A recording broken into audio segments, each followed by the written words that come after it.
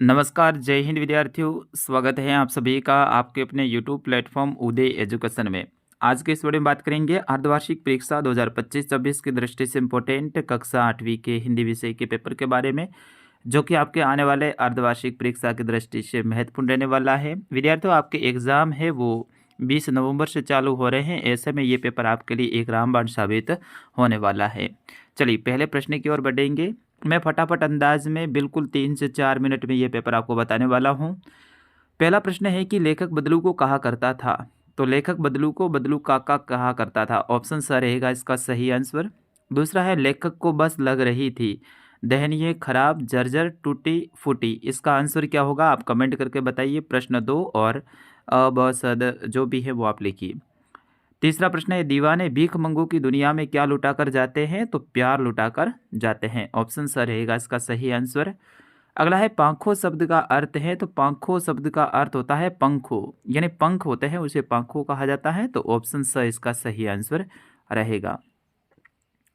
पांचवा प्रश्न है दीवानों की दृष्टि से भीख मंगे कौन है। तो दीवानों की दृष्टि से भीख मंगे हैं वो दुनिया में प्यार लुटा कर जाने वाले व्यक्ति हैं, लोगों को हंसी और खुशी देने वाले व्यक्ति होते हैं। अगला है भगवान की डाकिए कविता किसके द्वारा रचित है, यानी भगवान की डाकिए कविता है ये किसने लिखी है। सातवां है कविवर रविंद्रनाथ ठाकुर ने भगवान से क्या प्रार्थना की है, वो आपको बताना है। आठवां है अंतरिक्ष के पार लोग क्यों गए थे। नवा है झरती हुई पत्ती को थामने को बैठा एक हाथ से क्या तात्पर्य है, वो आपको बताना है। 10वां प्रश्न है पाठ की तीसरी साखी जिसकी एक पंक्ति मनुआ तो दहु दिशि फिरे यह तो सिमरन नाही के द्वारा कबीर क्या कहना चाहते हैं। 11वां प्रश्न है साइकिल आंदोलन से पुडुकोट्टी की महिलाओं के जीवन में कौन कौन से बदलाव आए। 12वां है साइकिल चलाने के 2 लाभ बताने हैं। 13वां है यदि अंग्रेजों का लोटा नहीं खरीदा होता तो क्या होता। 14वां है मैं ही पूत अनोखो जायो पंक्ति में ग्वालिन के मन में कौन कौन से भाव मुखरित हो रहे हैं, वो आपको बताना है। 15वां प्रश्न है कवि ने पक्षी और बादल को भगवान की डाकिए क्यों बताया है, स्पष्ट कीजिए।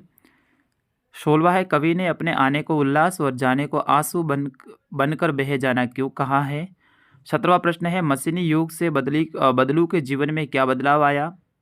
18वां है विशेषण किसे कहते हैं, उनके भेदों के नाम लिखिए। 19वां है निम्न के पर्यायवाची शब्द लिखिए, घोड़ा, सोना, संचार, अमृत और जंगल। 20वां है इनके विलोम शब्द लिखने हैं। और 21वां है मुहावरों का अर्थ बताते हुए वाक्य प्रयोग करना। ये आपके लिए मेन इंपॉर्टेंट रहेगा। पीठ दिखाना, दाल में काला होना, लाल पीला होना, घी के दिए जलाना। और 22वां प्रश्न है शैक्षिक भ्रमण हेतु जाने के लिए विद्यालय के प्रधानाध्यापक जी से अनुमति प्राप्त के लिए प्रार्थना पत्र लिखना है।